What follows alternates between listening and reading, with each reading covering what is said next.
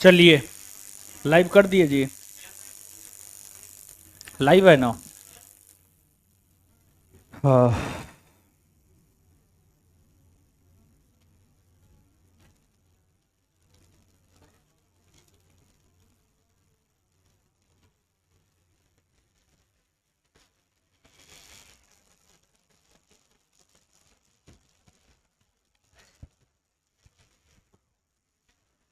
Sound में थोड़ा problem है, कंप्रोमाइज करना पड़ेगा। बहुत दिन से यहां पे क्लास नहीं हो रहा था, तो सब सिस्टम बंद था। आज से फिर से यहां पे क्लास शुरू हुआ है। आज मैनेज कीजिए, आज रात में सुधार करवाने का प्रयास करते हैं, ठीक है?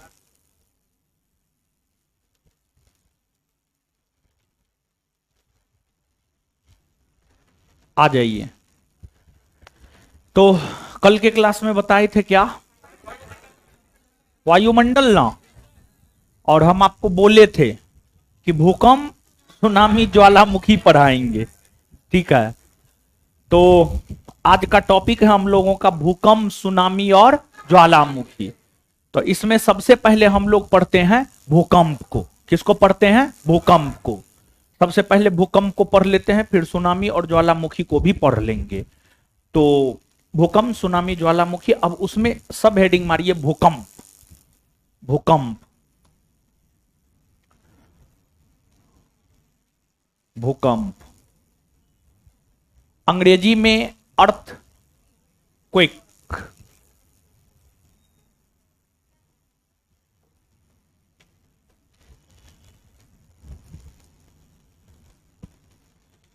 अर्थक्वेक।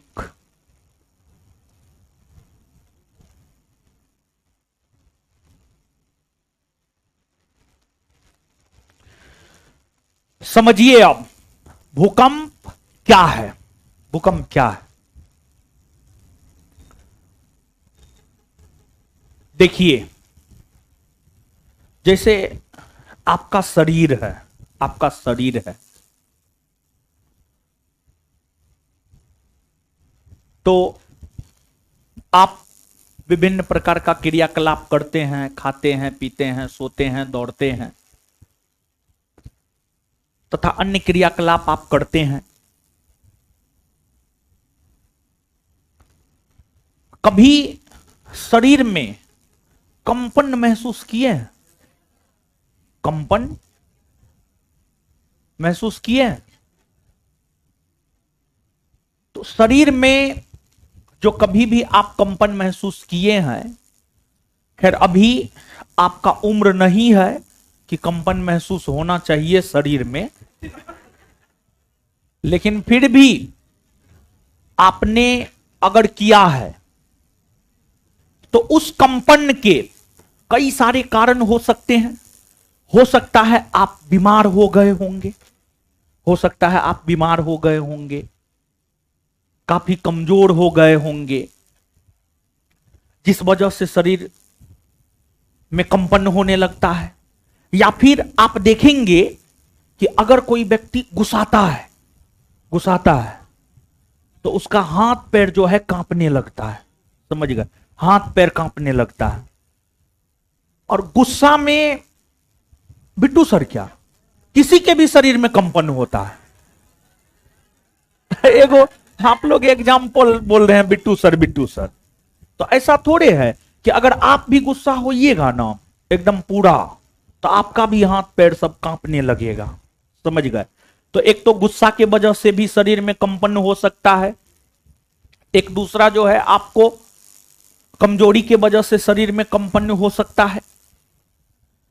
उसी प्रकार से पृथ्वी में जो कंपन होता, पृथ्वी, पृथ्वी जिस पर हम मानव रहते हैं, पृथ्वी में जो कंपन होता है, पृथ्वी में जो कंपन होता है, चंद सेकेंड के लिए, 10 सेकेंड, 15 सेकेंड, 1 मिनट, 1.5 मिनट, चंद सेकेंड के लिए जो पृथ्वी में कंपन होता है, उस कंपन को ही कहते हैं हम लोग भूकंप।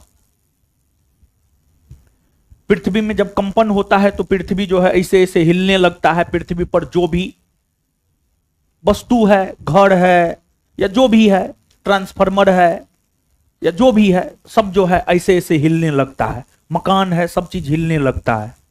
और अगर कमजोर मकान होता है तो वो तो गिर भी जाता है। कमजोर मकान होता है तो गिर भी जाता है। जैसे ई मकान की अगर आप बात करेंगे तो ये बहुत मजबूत मकान ना है। सच में नहीं है। अरे सही बोलने में कोई दिक्कत नहीं है। डर हो रहा है उस अंदर। वो तो बिल्डिंग ठीक है, ठीक है। बगल में जो है इतना काम हुआ है, उसमें जो है वो नगर निगम का काम चल रहा है। नीचे में कितना कितना फीट गया होगा, बहुत फीट अंदर नीचे खुदाई किया है वो है। बहुत लोग तो ये भ्रम में है कि वहां पे काम हम ही करवा रहे हैं लेकिन वो नगर निगम वाला काम हो रहा है, समझे। तो जो है मकान जो है, मकान में कंपन होता था लेकिन मकान मजबूत है, कहीं कोई दिक्कत नहीं है। उसमें देखे होंगे पिलर सब कितना मोटा मोटा है, देखे हैं पिलर बहुत मोटा मोटा है, समझे।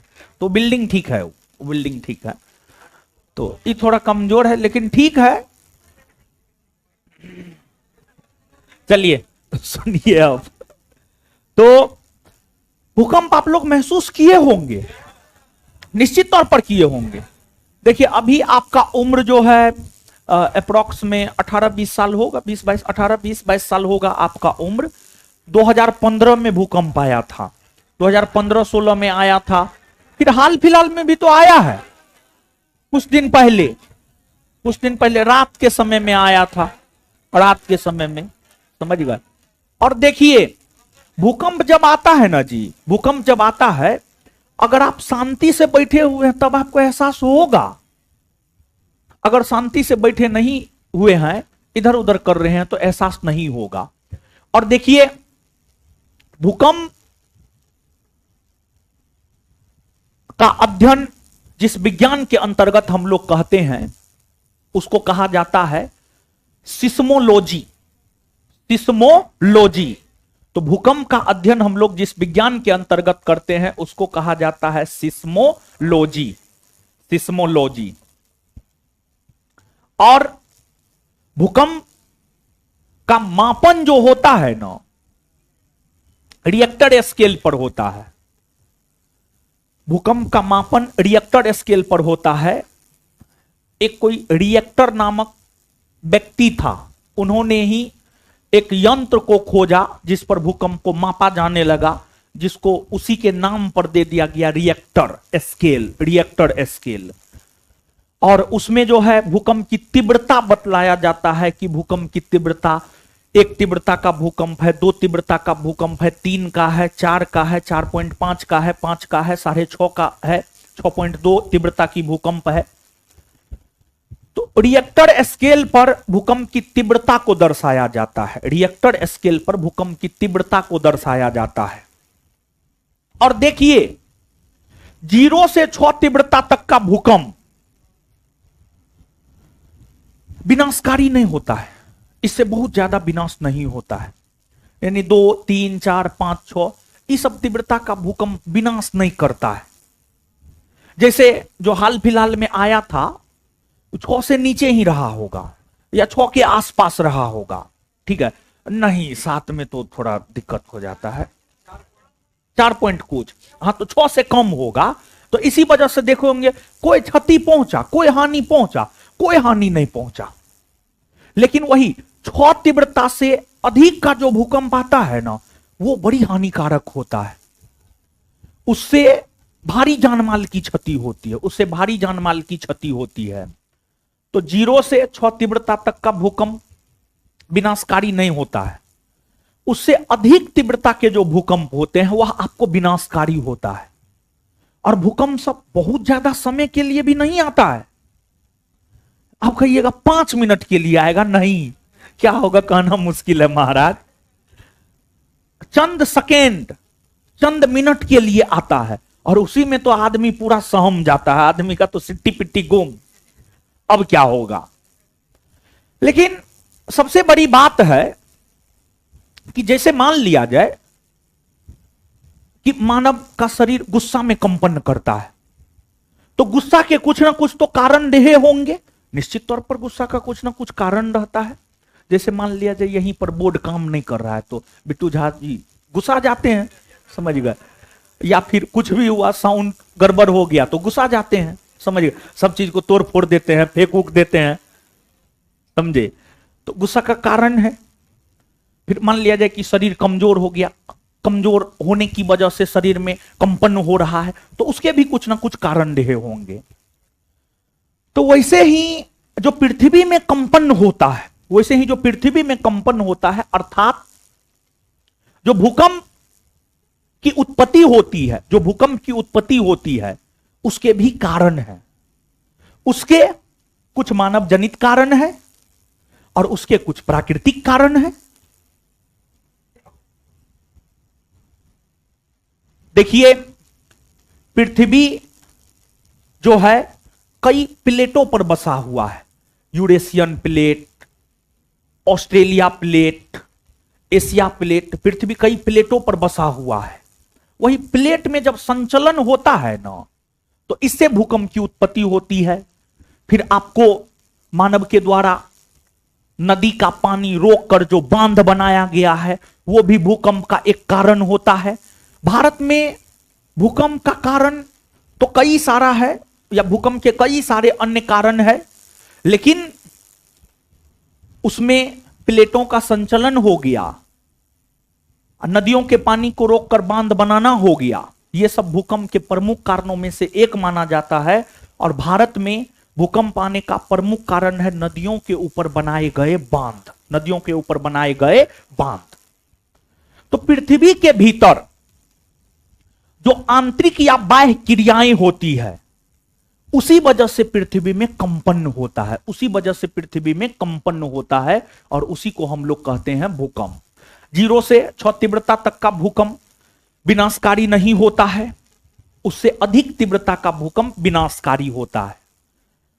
अब अगर आप भूकंप की बात करेंगे महासागर के दृष्टिकोण से, तो महासागर के दृष्टिकोण से सबसे ज्यादा भूकंप आता है प्रशांत महासागर में। महासागर के दृष्टिकोण से सबसे ज्यादा भूकंप आता है प्रशांत महासागर में। फिर आपको देश के दृष्टिकोण से अगर आप देखेंगे तो सबसे ज्यादा भूकंप आता है जापान में, सबसे ज्यादा भूकंप जापान में आता है। और भारत की अगर आप बात करेंगे, भारत की अगर आप बात करेंगे तो भारत में सबसे ज्यादा भूकंप अगर देखा जाए तो भारत में सबसे ज्यादा अत्यधिक जोखिम वाला जो क्षेत्र है, भूकंप के दृष्टिकोण से अत्यधिक जोखिम वाला जो क्षेत्र है, वह है आपको जम्मू कश्मीर और लद्दाख, हिमाचल प्रदेश का कुछ भाग, उत्तराखंड का कुछ भाग, फिर जो है आपको उत्तरी बिहार हो गया, उत्तरी बिहार हो गया, फिर जो है आपको अंडमान निकोबार द्वीप समूह हो गया, फिर जो है आपको गुजरात का कच्छ का क्षेत्र हो गया, गुजरात का कच्छ का क्षेत्र हो गया। ये सभी भूकंप, अधिक भूकंप, अधिक भूकंप, इन क्षेत्रों में अधिक भूकंप आता है। जम्मू कश्मीर, लद्दाख, हिमाचल प्रदेश, उत्तराखंड, बिहार, अंडमान निकोबार द्वीप समूह और गुजरात का कच्छ, गुजरात का कच्छ का क्षेत्र, यह सब भूकंप के दृष्टिकोण से जो है भारत में काफी जोखिम भरा क्षेत्र है, भारत में काफी जोखिम भरा क्षेत्र है, ये सब समझ गए। और बिहार में भी उत्तरी बिहार, दक्षिणी बिहार नहीं, समझ गए, उत्तरी बिहार जो है, और उत्तरी बिहार भूकंप के दृष्टिकोण से काफी जोखिम भरा क्षेत्र इसलिए है क्योंकि नेपाल के साथ सीमा बनाता है, नेपाल के साथ जो है आपको सीमा बनाता है। और आप देखे होंगे कि भारत में जो भूकंप का एहसास किया जाता है, सामान्य तौर पर उसका केंद्र बिंदु नेपाल ही रहता है, नेपाल में उसकी उत्पत्ति होती है। और देखिए, जहां से भूकंप की उत्पत्ति होती है ना, उसे कहते हैं केंद्र, अर्थात फोकस। भूकंप की उत्पत्ति जहां से होती है उसे कहते हैं केंद्र, उसे क्या कहते हैं? केंद्र। और जहां पर भूकंप की उत्पत्ति होती है वहां पर ज्यादा जानमाल का क्षति होता है, जहां पर भूकंप की उत्पत्ति होती है वहां पर ज्यादा जानमाल का क्षति होता है। बाद बाकी क्षेत्र जो है थोड़ा बहुत प्रभावित होता है या प्रभावित नहीं भी होता है। अगर अधिक तीव्रता का भूकंप है तो प्रभावित होता है, और अगर अधिक तीव्रता का भूकंप नहीं होता है तो प्रभावित नहीं होता है। भूकंप की वजह से लाखों जान विश्व में गए हैं, समझ गए, बहुत अधिक जान माल की क्षति जो है आपको हुई है भूकंप की वजह से। और भारत में भूकंप का एक प्रमुख कारण है नदियों के ऊपर बनाए गए बांध। भारत में भूकंप का एक प्रमुख कारण है नदियों के ऊपर बनाए गए बांध। इसके बाद जब भूकंप की उत्पत्ति होती है ना, तो एक गैस, रेडॉन नामक गैस का अधिक स्राव होता है। रेडॉन नामक गैस का जो है आपको अधिक स्राव होता है। और भूकंप की उत्पत्ति होने के बाद 3 प्रकार की तरंगों की उत्पत्ति होती है। 3 भूकंप की उत्पत्ति जब होती है तो 3 प्रकार के तरंगों की भी उत्पत्ति होती है। और जो 3 प्रकार के तरंगों की उत्पत्ति होती है उन तरंगों को PSL के नाम से जाना जाता। PSL, P मतलब प्राइमरी तरंग, S मतलब सेकेंडरी तरंग, L मतलब लॉन्गिट्यूडनल तरंग या धरातलीय तरंग। और इन तीनों तरंगों में अगर आप देखेंगे,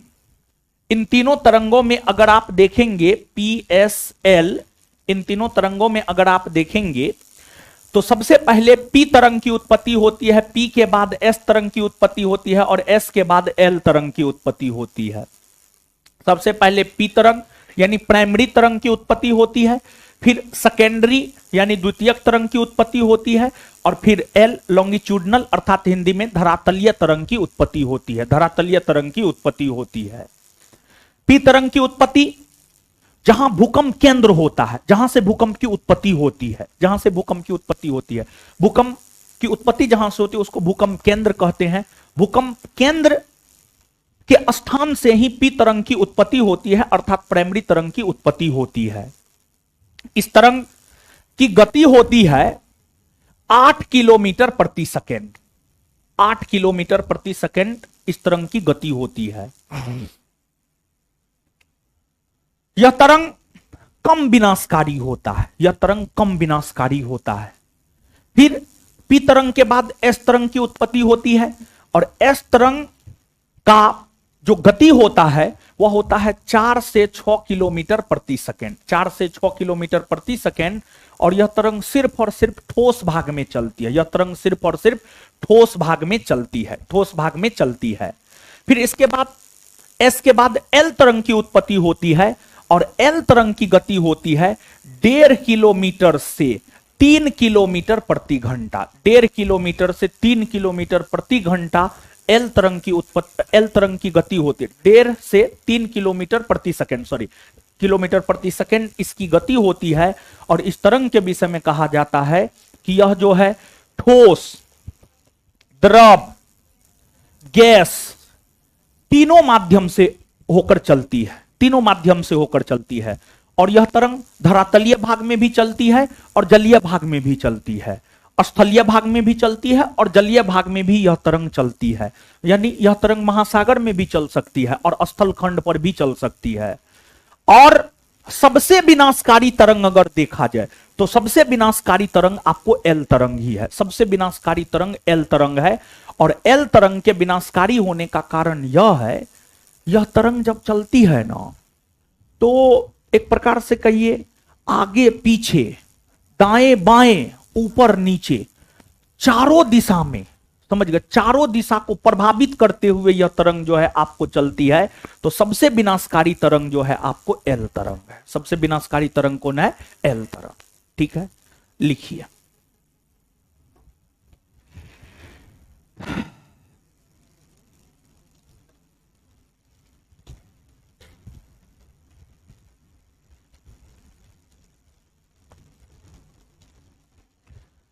पृथ्वी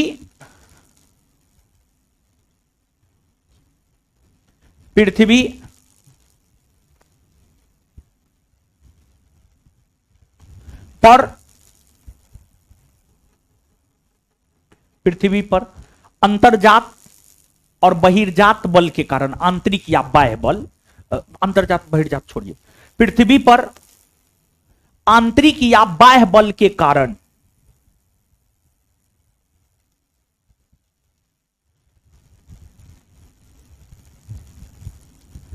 पृथ्वी पर आंतरिक या बाह्य बल के कारण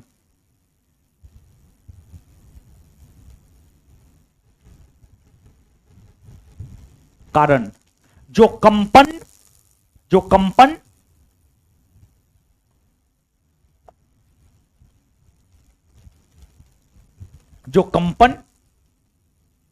उत्पन्न होता है, जो कंपन उत्पन्न होता है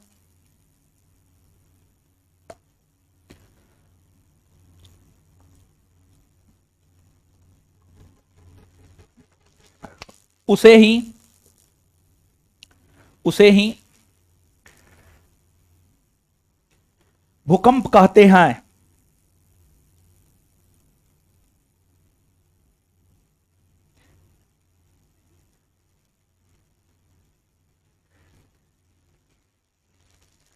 उसे ही भूकंप कहते हैं। आगे, भूकंप, नेक्स्ट पॉइंट, भूकंप का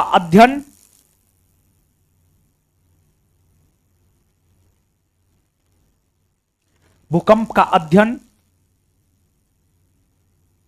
करने वाला विज्ञान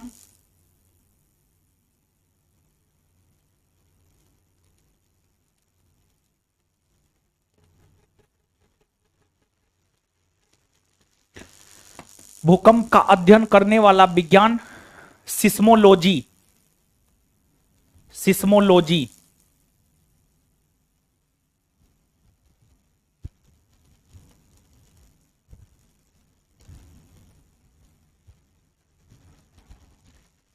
भूकंप का अध्ययन करने वाला विज्ञान सिस्मोलॉजी कहलाता है।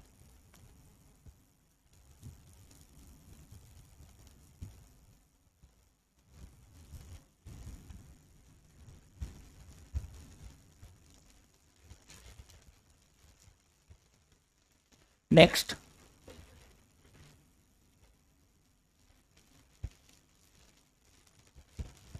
भूकंप मापी यंत्र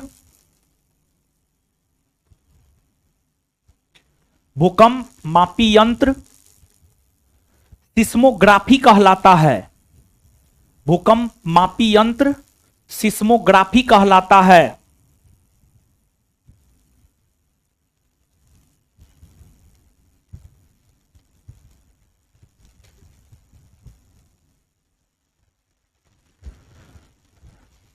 नेक्स्ट,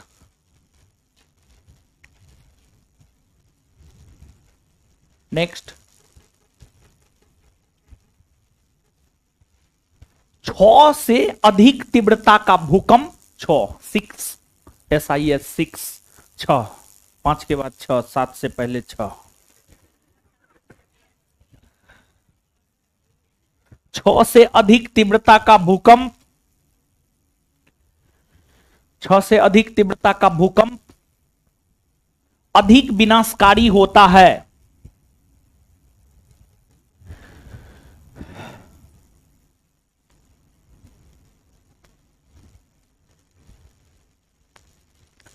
अधिक विनाशकारी होता है।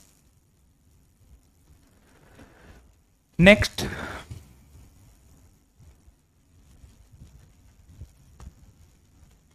भूकंप की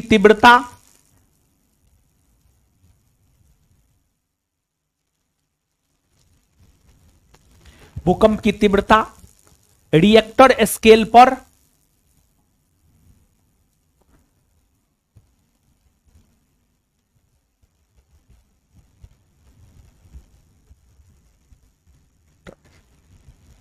रिक्टर स्केल होगा, ठीक है, रिक्टर स्केल होगा, ठीक है। भूकंप की तीव्रता रिएक्टर स्केल पर, हाँ सही है, भूकंप की तीव्रता रिएक्टर स्केल पर रिक्टर होगा, नहीं जी, रिएक्टर नहीं होगा, रिक्टर होगा। सुनिए ना आप, ए शब्द को हटा लीजिए, ए को हटाइए। भूकंप की तीव्रता रिक्टर स्केल पर मापी जाती है।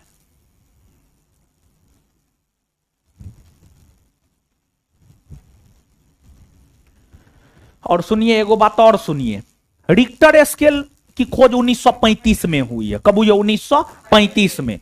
और रिक्टर स्केल पर जानते हैं 0 से 10 तीव्रता तक के भूकंप को मापा जा सकता है। वही 10 से अधिक तीव्रता के भूकंप को मार्केली स्केल पर मापा जाता। मार्केली स्केल, तो देखिए गौर से सुनिएगा, 0 से 10 तीव्रता तक के भूकंप को रिक्टर स्केल पर मापा जाता है, और 1 से 12 तीव्रता तक के भूकंप को मार्केली स्केल पर मापा जाता है। तो नीचे से लिखिएगा, उसी में रिक्टर स्केल पर मापा जाता है। रिक्टर स्केल की खोज 1935 ईस्वी में हुई है। रिक्टर स्केल की खोज 1935 ईस्वी में हुई है।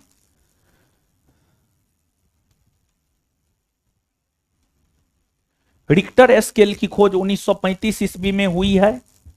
रिक्टर स्केल की खोज 1935 ईस्वी में हुई है। रिक्टर स्केल की खोज 1935 ईस्वी में हुई है। इस स्केल पर 0 से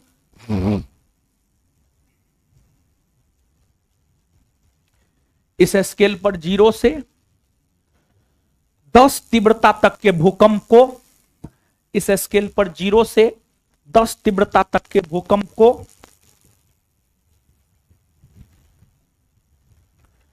इस स्केल पर 0 से 10 तीव्रता तक के भूकंप को मापा जाता है।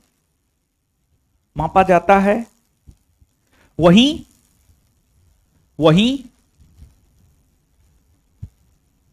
मार्केली स्केल पर मार्केली स्केल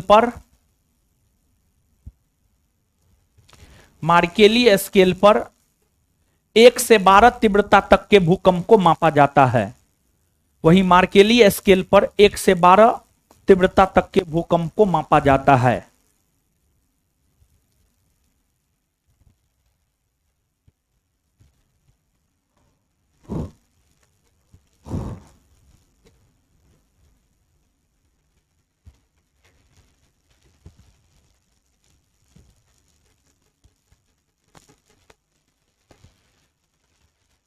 नीचे से भूकंप उत्पत्ति के प्रमुख कारण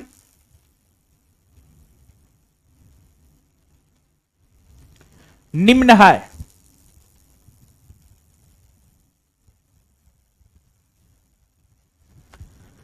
भूकंप उत्पत्ति के प्रमुख कारण निम्न है। 1 नंबर में प्लेटों का संचलन,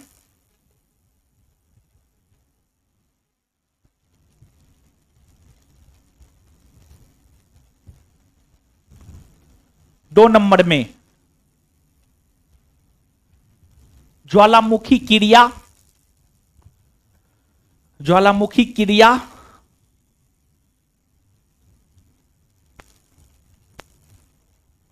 3 नंबर में मानवीय क्रियाकलाप,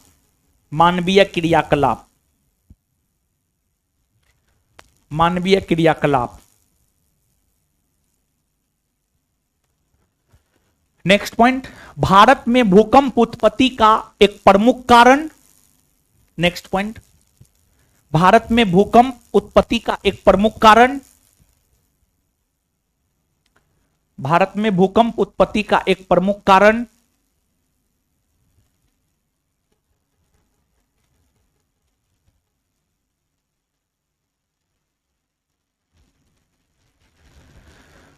भारत में भूकंप उत्पत्ति का एक प्रमुख कारण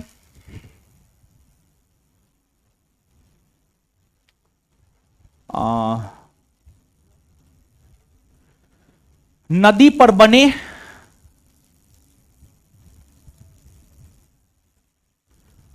बने बांध, नदी पर बने बांध,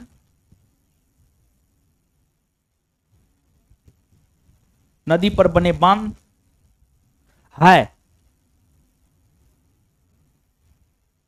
नेक्स्ट पॉइंट, सबसे अधिक भूकंप प्रशांत महासागर में उत्पन्न होती है। सबसे अधिक भूकंप प्रशांत महासागर में उत्पन्न होती है।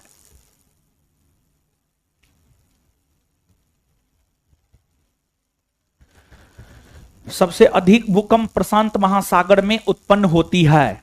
सबसे अधिक भूकंप प्रशांत महासागर में उत्पन्न होती है। सबसे अधिक भूकंप प्रशांत महासागर में उत्पन्न होती है। सबसे अधिक भूकंप प्रशांत महासागर में उत्पन्न होती है। नेक्स्ट, देश के संदर्भ में सबसे अधिक भूकंप जापान में,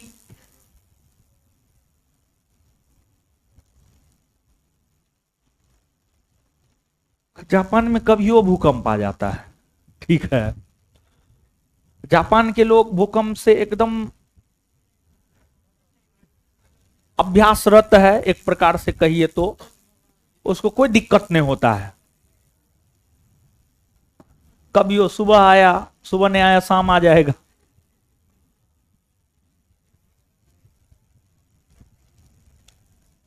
टेक्नोलॉजी में भूकंप बहुत आगे है। सॉरी, जापान, भूकंप बोल दिए क्या? सॉरी, टेक्नोलॉजी में जापान बहुत आगे है। ठीक है, चलिए आगे लिखिए। देश के संदर्भ में सबसे अधिक भूकंप जापान में आता है।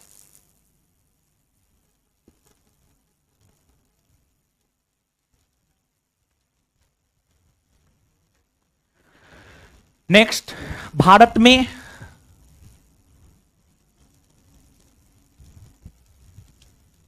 भूकंप के दृष्टिकोण से जोखिम भरा क्षेत्र निम्न है। भारत में भूकंप के दृष्टिकोण से जोखिम भरा क्षेत्र निम्न है।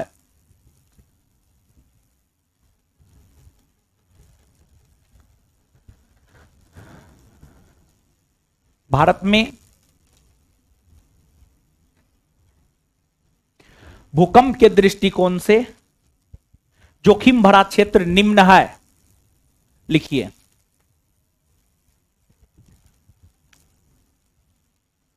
जम्मू कश्मीर,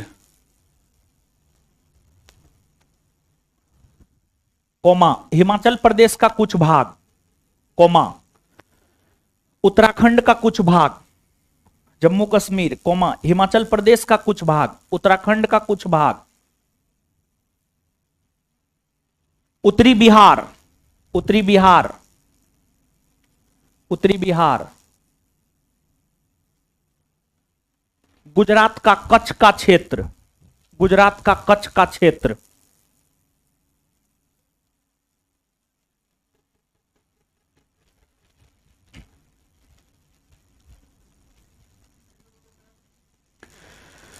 जम्मू कश्मीर, हिमाचल प्रदेश का कुछ भाग, उत्तराखंड का कुछ भाग, उत्तरी बिहार, गुजरात का कच्छ का क्षेत्र और अंडमान निकोबार द्वीप समूह,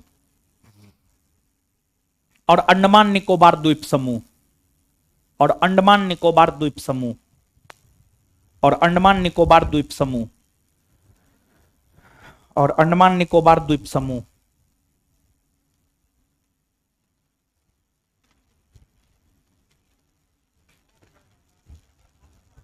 हाँ, लद्दाख भी है, छोड़िए, नहीं लिखा है तो क्या होगा, हमको न पता है हम क्या लिखाएंगे, आप काहे होशियार बनते हैं। ठीक, लिखिए आगे।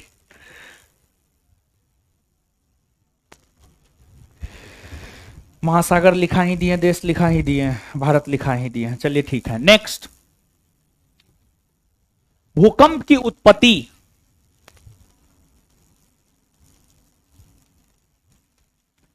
भूकंप की उत्पत्ति जहां से होती है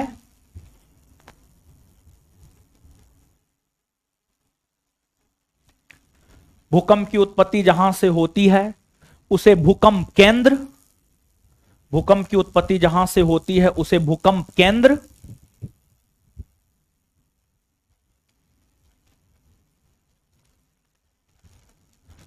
अंग्रेजी में फोकस, कॉस्ट में लिख लीजिए focus, FOCUS, focus, FOCUS, focus, focus.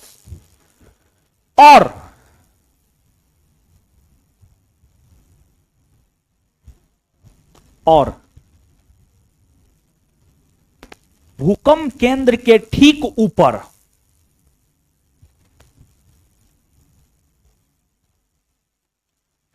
और भूकंप केंद्र के ठीक ऊपर, भूकंप केंद्र के ठीक ऊपर जहां पृथ्वी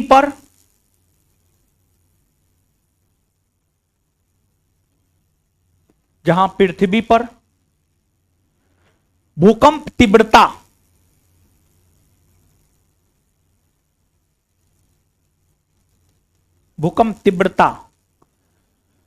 का अनुभव, भूकंप तीव्रता का अनुभव पहली बार होता है, भूकंप तीव्रता का अनुभव पहली बार होता है, उसे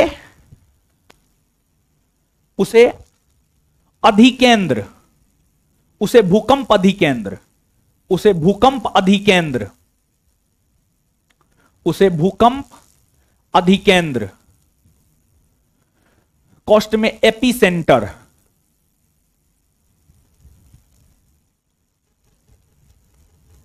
भूकंप अधिकेंद्र, कॉस्ट में एपीसेंटर, कॉस्ट में एपीसेंटर कहते हैं, कॉस्ट में एपीसेंटर कहते हैं।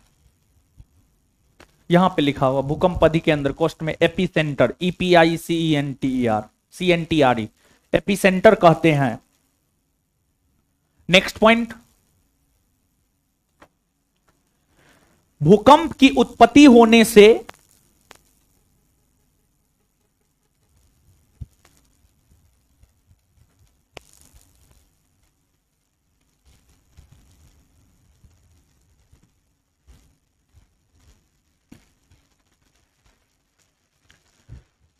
तीन प्रकार की तरंगे भूकंप की उत्पत्ति होने से तीन प्रकार की तरंगे उत्पन्न होती है,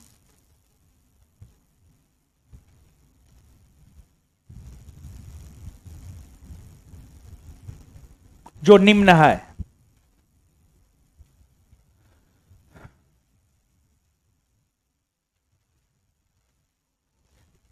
जो निम्न है, एक नंबर में पी तरंग या प्राइमरी तरंग, एक नंबर में पी तरंग या प्राइमरी तरंग या प्राथमिक तरंग, पी तरंग या प्राइमरी तरंग या प्राथमिक तरंग, पी तरंग, प्राइमरी वेव या प्राथमिक तरंग।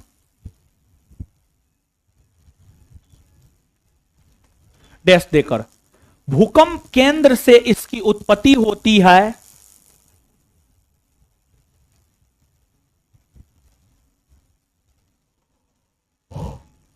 भूकंप केंद्र से इसकी उत्पत्ति होती है, भूकंप केंद्र से इसकी उत्पत्ति होती है। इस तरंग की गति 8 किलोमीटर प्रति सेकेंड, इस तरंग की गति 8 किलोमीटर प्रति सेकेंड होता है।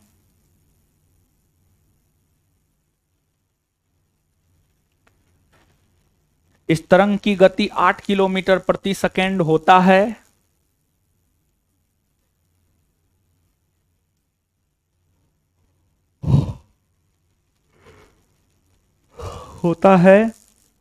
यह सबसे कम विनाशकारी तरंग होता है।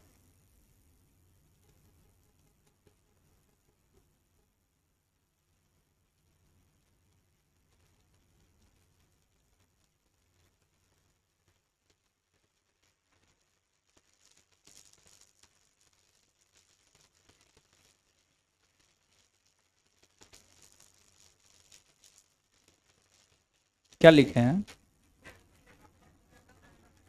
यह तरंग सबसे कम विनाशकारी होता है। आगे हेडिंग मारिए, एस तरंग या सेकेंडरी वेव या द्वितीयक तरंग। एस तरंग या सेकेंडरी वेव या द्वितीयक तरंग।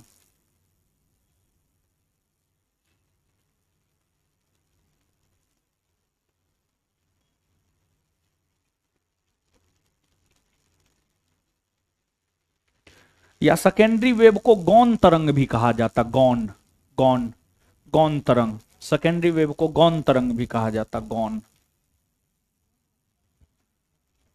ठीक है। एस तरंग कहिए, सेकेंडरी वेव कहिए, द्वितीयक तरंग कहिए या गौण तरंग कहिए, डैश देकर लिखिएगा। पी तरंग के उत्पत्ति के ठीक बाद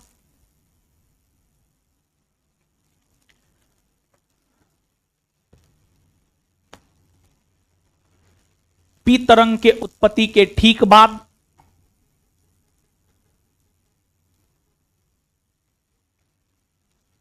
एस तरंग की उत्पत्ति होती है।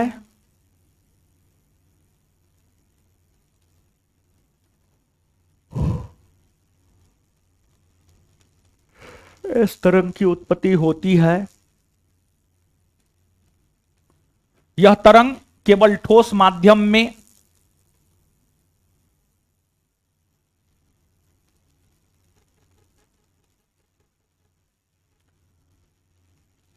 यह तरंग केवल ठोस माध्यम में चलती है।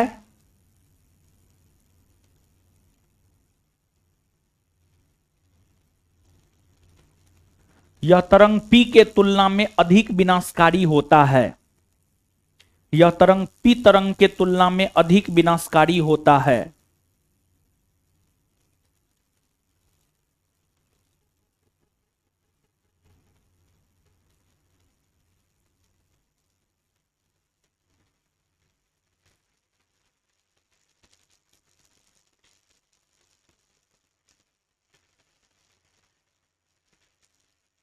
अधिक विनाशकारी होता है। यह तरंग पी तरंग के तुलना में अधिक विनाशकारी होता है। आगे एल तरंग है, गति लिख लीजिए। पी तरंग का, सॉरी, एस तरंग का गति लिख लीजिए। इसका गति 4 से 6 किलोमीटर प्रति सेकेंड होता है। इसका गति 4 से 6 किलोमीटर प्रति सेकेंड होता है।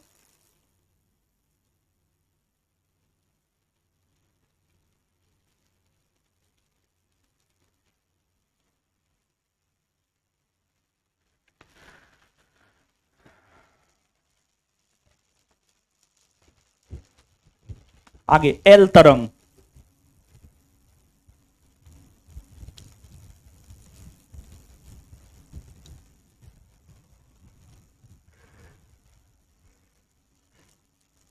डैश देकर, एस तरंग के बाद एस तरंग के बाद एस तरंग के बाद एल तरंग की उत्पत्ति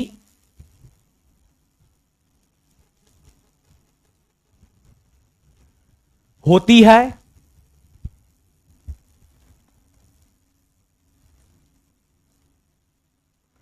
यह सबसे विनाशकारी तरंग है।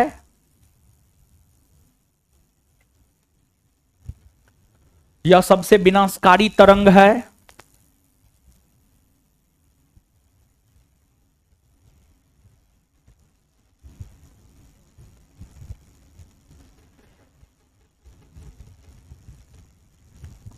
यह सबसे विनाशकारी तरंग है। यह तरंग ठोस, द्रव, गैस तीनों माध्यम में चलती है।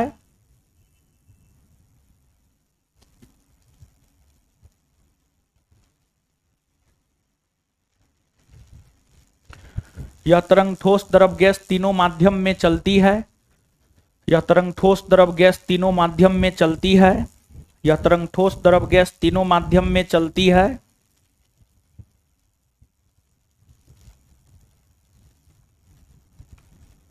Full stop. यह तरंग स्थल और जल दोनों भागों में चलती है।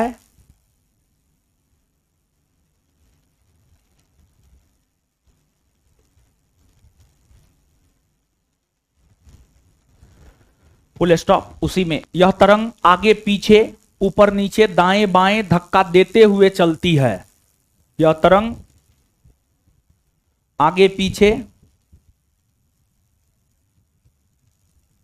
यह तरंग आगे पीछे ऊपर नीचे दाएं बाएं ऊपर नीचे दाएं बाएं धक्का देते हुए चलती है।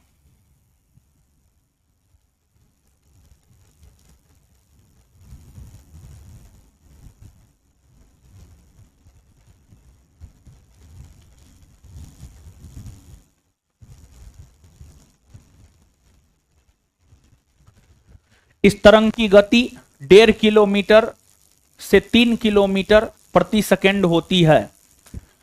इस तरंग की गति 1.5 किलोमीटर से 3 किलोमीटर प्रति सेकंड होती है। इस तरंग की गति 1.5 किलोमीटर से 3 किलोमीटर प्रति सेकंड होती है।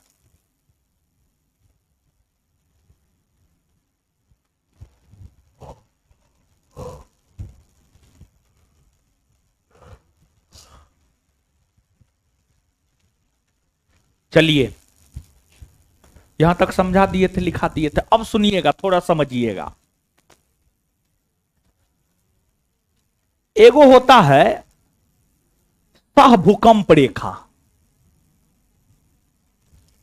चलिए यहां पर समझते हैं, ये मानचित्र पर समझते हैं। एगो होता है सह भूकंप रेखा, सह भूकंप रेखा, होमो सिस्मो लाइन, और एगो होता है समभूकंप रेखा, समभूकंप रेखा, आइसो सिस्मो लाइन। अंग्रेजी में वर्ड गलत हो सकता है, ठीक है, पहले ये हम चेता दिए हैं, लेकिन उच्चारण यही होता है। सह भूकंप रेखा और समभूकंप रेखा क्या है? देखिए, आइसोथर्म, आइसोहेलाइन, आइसोहाइट्स, ये सब जानते हैं? नहीं जानते? देखिए सुनिए, बताते हैं। सबसे पहले एगो एग्जाम्पल समझ लीजिए, फिर जो है यहां पर हम लोग आएंगे। एगो एसएससी का बड़ी फेवरेट है ये, और एसएससी का क्वेश्चन बैंक पलट करके देखिएगा, कई बार पूछा है, चाहे एसएससी सीएचएसएल हो, सीजीएल हो, एमटीएस हो, कोई भी हो। आइसोहाइट, आइसोहाइट, इसका हिंदी होता है समवर्षा रेखा। समवर्षा रेखा किसे कहा जाता है? देखिए ध्यान दीजिएगा, इसका परिभाषा यह है, विश्व के वैसे भी स्थल जहां एक समान वर्षा होता है, उन तमाम स्थलों को मिलाने वाली रेखा को ही कहते हैं समवर्षा रेखा या आइसोहाइट्स। कहने का मतलब क्या है, एग्जाम्पल के तौर पर समझिएगा। देखिए, जैसे मान लिया जाए ऑस्ट्रेलिया है, ऑस्ट्रेलिया में 100 सेंटीमीटर वर्षा हुआ। चीन है, चीन में भी 100 सेंटीमीटर वर्षा हुआ। सूडान है, सूडान में भी 100 सेंटीमीटर वर्षा हुआ। तो तीनों जगह एक समान ही वर्षा हो रहा है। अगर इन तीनों देशों में एक समान वर्षा हो रहा है, तो इसको आपस में जो रेखा मिलाएगी वही कहलाएगी आइसोहाइट, समवर्षा रेखा, यानी वैसा रेखा, वैसा लाइन जो एक समान वर्षा वाले स्थान को आपस में मिलाती है, वही कहलाता है आइसोहाइट्स। आइसोहाइट्स, कुछ समझे ये एग्जाम्पल? उसी प्रकार से अब यहां पर सह भूकंप रेखा और समभूकंप रेखा, इसको आप समझिएगा। सह भूकंप रेखा, देखिए, जब एक ही समय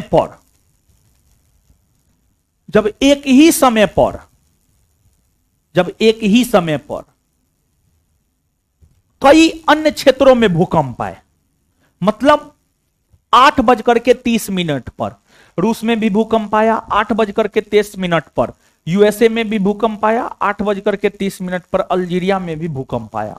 मतलब एक समय पर। ऐसे सब देश का समय एक नहीं हो सकता है, हो सकता है रूस का आगे होगा, ये सब का पीछे होगा। लेकिन एक एग्जाम्पल के लिए, माना की संख्या एक्स है, कोनो चीज में मान न लेते हैं, तो मान न लीजिए यहां पर भी। तो मान लिया जाए अलग अलग भागों में एक समय पर जो भूकंप आता है वही कहलाता है सहभूकंप रेखा। मतलब जब विभिन्न स्थलों पर एक ही समय में भूकंप आए, उसको मिलाने वाली रेखा ही कहलाती है सहभूकंप रेखा। इसके बाद दूसरा है समभूकंप रेखा।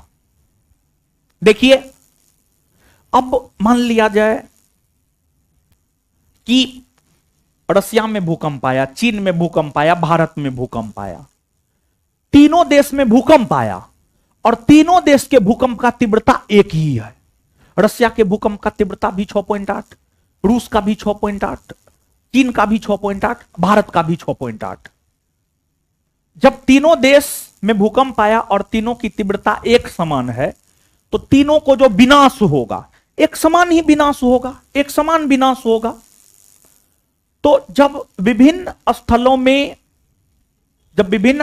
में एक समान तीव्रता का भूकंप आता है, तो उसको मिलाने वाली रेखा ही कहलाती है समभूकंप रेखा। समभूकंप रेखा, समझे हैं? एक बार फिर से समझिए। विभिन्न स्थल खंडों में एक ही समय पर आने वाली भूकंपों को मिलाने वाली रेखा को कहते हैं सहभूकंप रेखा। दूसरा, विभिन्न स्थल खंडों में एक समान तीव्रता, विभिन्न स्थल खंडों में एक समान तीव्रता वाली भूकंप को मिलाने वाली रेखा को कहते हैं समभूकंप रेखा। क्लियर है? तो इसमें जो है ना, ये अंग्रेजी शब्द याद रखिएगा, अंग्रेजी शब्द ज्यादा महत्वपूर्ण है। जैसे ऐसे यहां पर हिंदी भी महत्वपूर्ण है, ऐसा नहीं है कि हिंदी महत्वपूर्ण है, हिंदी भी महत्वपूर्ण है। जैसे कल जब हम आपको वायुमंडल पढ़ाए थे, तो वायुमंडल में हम आपको बताए थे कि वायुमंडल के जो 5 परत है, उसका अंग्रेजी में stratosphere, troposphere, ionosphere, mesosphere, exosphere अंग्रेजी में याद रखना है। समझ गए? तो कुछ याद और है?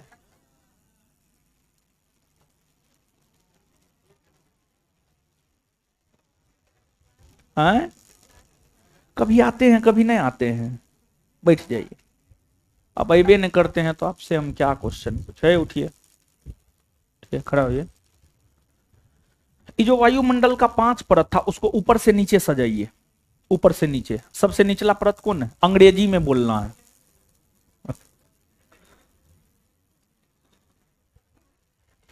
अभी तो हम बोलवे कि हमारा सबका तो नाम बोले हैं। महाराज रिवीजन नहीं करते हैं जी। लड़की खड़ा। देखिए देख रहे, मारेंगे, मुंह तोड़ देंगे। हाँ बोलिए।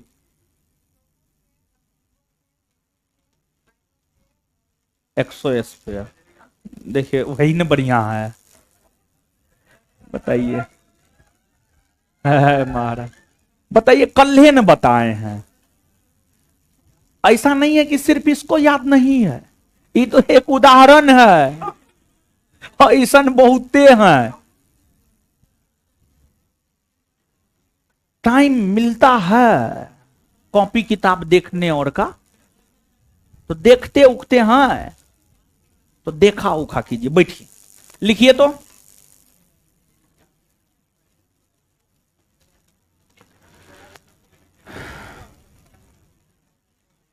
सहभूकंप रेखा लिखिए। सहभूकंप रेखा, सहभूकंप रेखा।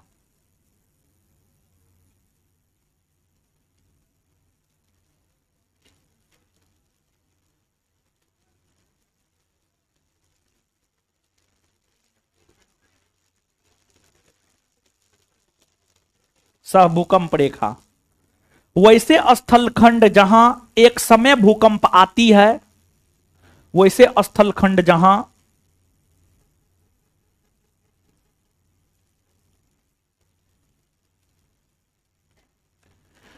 वैसे स्थलखंड जहां एक ही समय पर भूकंप आती है, वैसे स्थलखंड जहां एक ही समय पर भूकंप आती है, वैसे स्थलखंड जहां एक ही समय पर भूकंप आती है, उन सभी स्थानों को उन सभी स्थानों को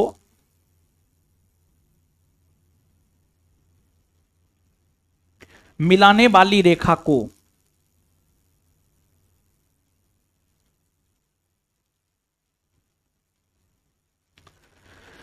मिलाने वाली रेखा को सहभूकंप रेखा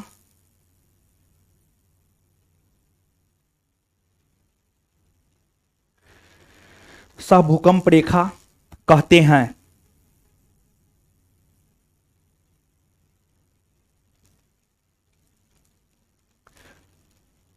नेक्स्ट आगे हेडिंग मारिए, समभूकंप रेखा, बोर्ड पे लिखा हुआ है समभूकंप रेखा।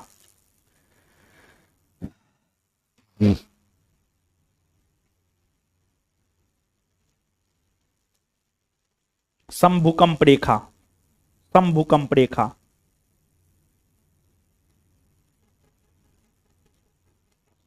डैश दे करके, डैश दे करके, समभूकंप रेखा डैश दे करके, वैसे स्थलखंड जहां जहां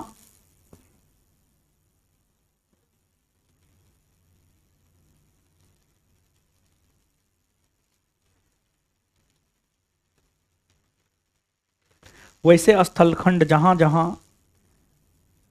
एक समान तीव्रता की भूकंप आती है, एक समान तीव्रता की भूकंप आती है,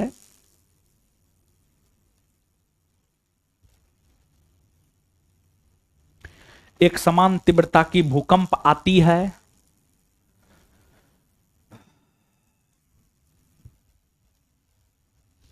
उन सभी स्थानों को उन सभी स्थानों को उन सभी स्थानों को मिलाने वाली रेखा को उन सभी स्थानों को मिलाने वाली रेखा को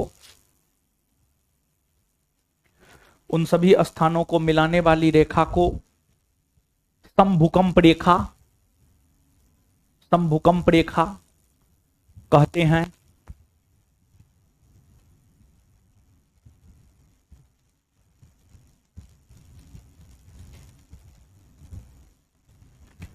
और जब पृथ्वी के अत्यधिक गहराई में, बहुत अधिक गहराई में भूकंप की उत्पत्ति होती है, उसको कहते हैं प्लूटोनिक भूकंप, प्लूटोनिक भूकंप।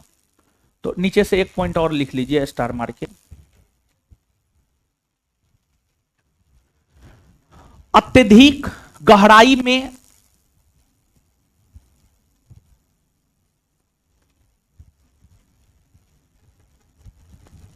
अत्यधिक गहराई में उत्पन्न होने वाले भूकंप को अत्यधिक गहराई में उत्पन्न होने वाले भूकंप को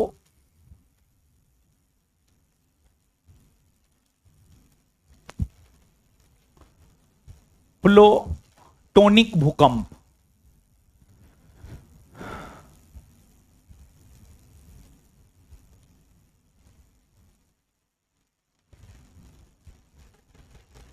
अत्यधिक गहराई में उत्पन्न होने वाले भूकंप को प्लूटोनिक भूकंप कहते हैं। प्लूटोनिक भूकंप कहते हैं, प्लूटोनिक भूकंप कहते हैं। चलिए, तो जितना समझाए हैं लिखा दिए हैं, अब पढ़िए, है पढ़िए जल्दी।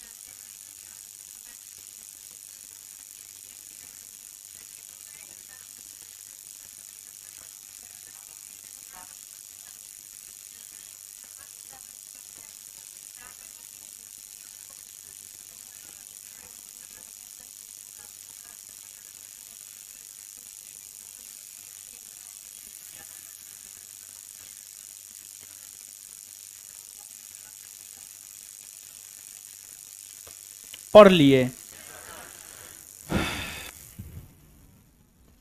दीजिए तो कॉपी। आइए,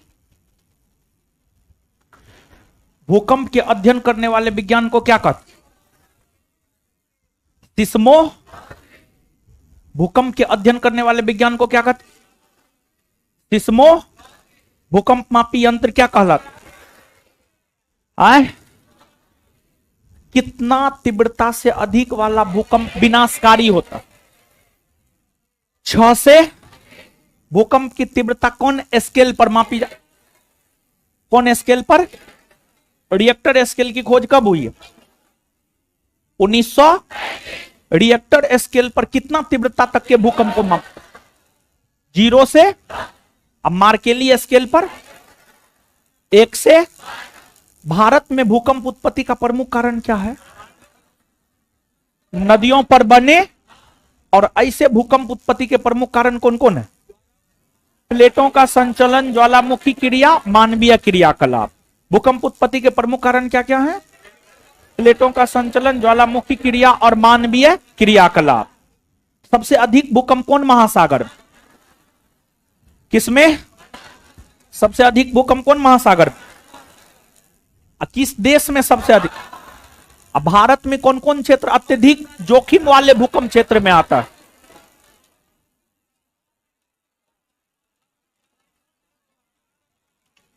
भूकंप की उत्पत्ति जहां से होती है उसे क्या कहते हैं? क्या कहते हैं? भूकंप की उत्पत्ति जहां से होती है उसे क्या कहते हैं? भूकंप केंद्र के ठीक ऊपर जहां पृथ्वी पर भूकंप तीव्रता का अनुभव पहली बार होता है क्या कहलाता? एक बार फिर से इस बात को, ये महत्वपूर्ण है। भूकंप की उत्पत्ति जहां से होती है उसे क्या कहते हैं? भूकंप केंद्र। भूकंप की उत्पत्ति जहां से होती है उसे क्या कहते हैं? भूकंप केंद्र के ठीक ऊपर जहां पृथ्वी पर भूकंप तीव्रता का अनुभव पहली बार होता है उसे क्या कहते हैं? क्या कहते हैं? भूकंप अधिकेंद्र। चलिए आगे बताइएगा, भूकंप की उत्पत्ति के बाद कितने तरंग की उत्पत्ति? कितना? कौन कौन? पीएस और सबसे कम विनाशकारी तरंग पी न, सबसे अधिक विनाशकारी। सबसे अधिक विनाशकारी कौन तरंग? ठोस, द्रव, गैस तीनों माध्यम। एल न। कौन तरंग? ठोस, द्रव, गैस तीनों माध्यम। कौन तरंग सिर्फ ठोस माध्यम में चल? एस न। कौन तरंग सिर्फ ठोस माध्यम में चल? कौन? वैसे स्थलखंड जहां एक ही समय भूकंप आती है उन सभी स्थलखंडों को मिलाने वाली रेखा क्या कहला? सहभूकंप रेखा। वैसे स्थलखंड जहां एक ही समय पर भूकंप आते उन सभी स्थलों को मिलाने वाली रेखा क्या कहलाती है? वैसा स्थलखंड जहां एक समान तीव्रता की भूकंप आती उन सभी स्थानों को मिलाने वाली रेखा क्या कहलाती है? समभूकंप। अत्यधिक गहराई में उत्पन्न होने वाले भूकंप को क्या कहते हैं? प्लूटोनिक भूकंप। अत्यधिक गहराई में उत्पन्न होने वाले भूकंप को क्या कहते हैं? प्लूटोनिक भूकंप। अच्छा, साइंस में बताइए तो आप लोग में क्या चल रहा था? फिजिक्स। अच्छा, कितना चैप्टर हुआ था? 8 को हो गया। 9वां होगा, 9वां चैप्टर स्टार्ट होगा। हाँ, बिट्टू सर पूछे थे कि पूछ लीजिएगा क्या पढ़ा रहे थे। ठीक है, तो कल से बिट्टू सर का क्लास कीजिएगा कि कल टेस्ट दे दीजिए सोमवार से। कल से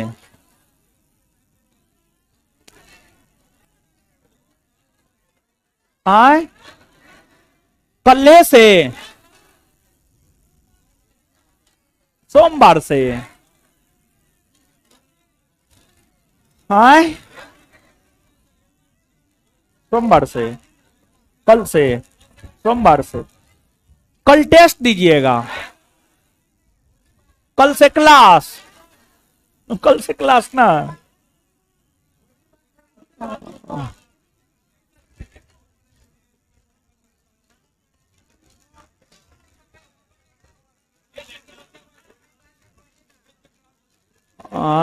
है रुकिए ना, है जा कहां रहे हैं?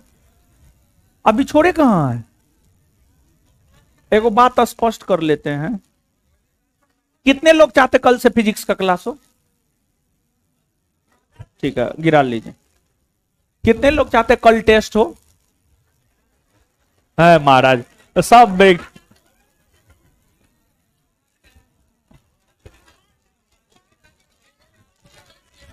है क्लास, कल से क्लास होगा फिजिक्स का, कल से क्लास होगा।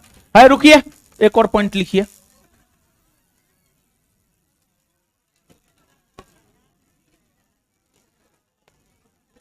एक और पॉइंट लिखिए।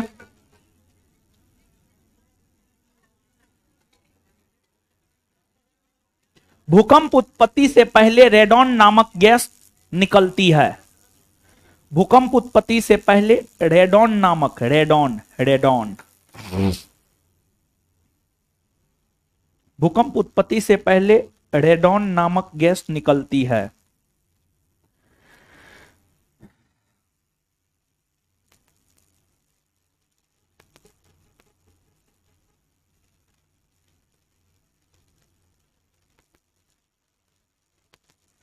भूकंप उत्पत्ति से पहले रेडॉन, रेडॉन लिख लें।